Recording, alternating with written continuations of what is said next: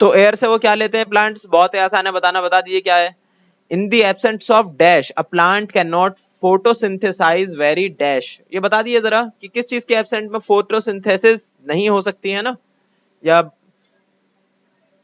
क्या कहते हैं ज्यादा नहीं हो सकती, बता दिए क्या चीज है। नेक्स्ट देखिए क्या है, role of leaves in photosynthesis. अब लीव्स के बिना सोचिए, लीव्स में ही होता है आपका क्लोरोप्लास्ट क्लोरोफिल, अगर वो नहीं होगा तो कैसे होगी फोटोसिंथेसिस, तो यही होगी सबसे बड़ी चीज तो, है ना। और दूसरी चीज ये हो गई कि वो जो कार्बन डाइऑक्साइड की मैंने बात करी थी कि वो लेते हैं लीव्स, वो कैसे ले पाते हैं, क्योंकि उनके अंदर टाइनी पोर्स होते हैं, टाइनी पोर्स, ठीक है, मतलब छोटे छोटे छेद होते हैं, उसको हम क्या नाम देते हैं, स्टोमेटा। और उसी स्टोमेटा से ऑक्सीजन भी वो रिलीज कर पाते हैं बाद में, है ना, जो ग्लूकोज बनाते हैं फोटोसिंथेसिस में, और क्या बनाते हैं, ऑक्सीजन, तो ऑक्सीजन को बाहर वो हवा में छोड़ते हैं उसी स्टोमेटा के जरिए। तो देखिए क्या है इंपॉर्टेंस ऑफ फोटोसिंथेसिस, जाहिर सी बात है बहुत इंपॉर्टेंट है फोटोसिंथेसिस, अगर वो ना हो तो प्लांट्स अपना खाना ही नहीं बना पाएंगे, और प्लांट्स अपना खाना नहीं बना पाएंगे तो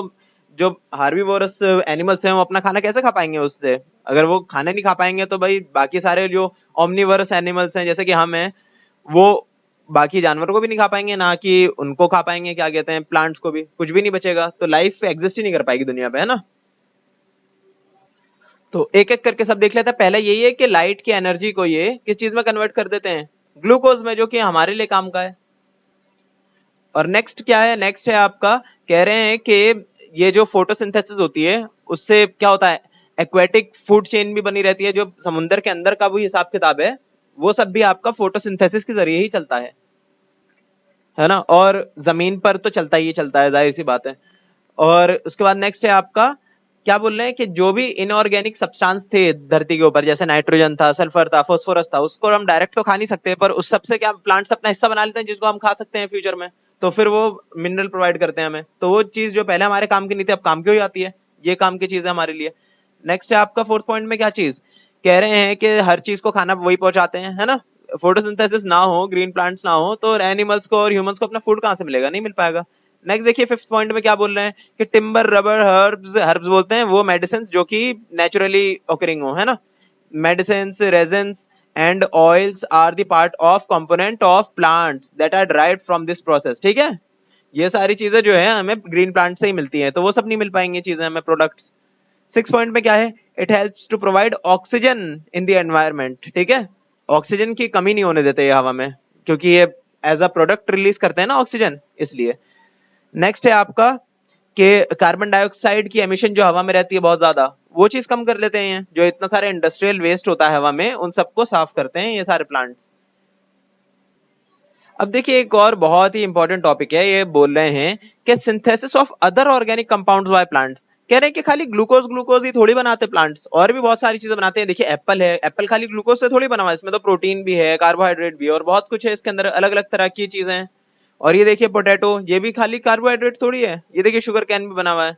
इसमें तो ज्यादातर वैसे ग्लूकोज ही है, पर इसमें और भी बहुत सारी चीजें हैं। तो कहने का मतलब ये है कि ये बाकी सारी चीजें कैसे बना पा रहे हैं प्लांट्स, तो बहुत आसान सा तरीका अगर देखा जाए तो, देखिए ग्लूकोज तो इन्होंने बना लिया आपका फोटोसिंथेसिस से, पर एक और तरीके से अपने अपने जो है ना न्यूट्रिशन को पूरा करते हैं, क्या कैसे करते हैं, इनके जो जड़ें हैं, जड़ों से जो है ना ये लेते हैं नाइट्रेट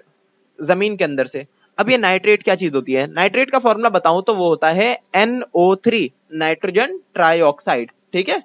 तो NO3 इनको चाहिए बाकी सारी चीजें बनाने के लिए, फ्रूट वगैरह बनाने ना, तो इन्हें NO3 की जरूरत है, यहाँ तक कि जितने भी आप इनके अंदर वो देखते हो प्रोटीन या फैट्स वगैरह, इन सबको बनाने के लिए नाइट्रेट की जरूरत ही पड़ती है, ठीक है, लिखा है ना, नाइट्रेट की जरूरत पड़ती है प्रोटीन्स और फैट्स बनाने के लिए। तो ये नाइट्रेट ये ले आते हैं जमीन के अंदर से। अब जमीन के अंदर कहाँ से आते हैं ये सवाल है। तो आपने कभी नाम सुना होगा नाइट्रोजन फिक्सिंग के बारे में या नाइट्रोजन साइकिल के बारे में, तो उसके बारे में मैं थोड़ा सा बता देता हूँ आपको कि हवा में बहुत सारे नाइट्रोजन प्रेजेंट है हमारे, है ना, ऑलमोस्ट हवा का 78% पार्ट जो है नाइट्रोजन ही नाइट्रोजन है, पर उसको डायरेक्ट लेते नहीं और इनको काम भी नहीं होता नाइट्रोजन का, खाली इन्हें तो चाहिए नाइट्रेट। तो नाइट्रेट के लिए क्या करा है नेचर के अंदर, पहले से ही कुछ ऐसे वो हैं बैक्टीरियाज हैं, है ना, कुछ पहले से ही माइक्रो ऑर्गेनिजम्स हैं इस तरह के, जो क्या करते हैं उस नाइट्रेट को फिक्स कर देते हैं किस चीज में, वो उस नाइट्रोजन को फिक्स कर देते हैं नाइट्रेट में, ठीक है, मतलब NO3 में। तो वो NO3 इनके काम का होता है, और वो कहाँ पे पाए जाते हैं बैक्टीरिया, बहुत अच्छी जगह पे पाए जाते हैं, बिल्कुल एग्जैक्टली जहां पर उन्हें होना चाहिए। These bacteria resides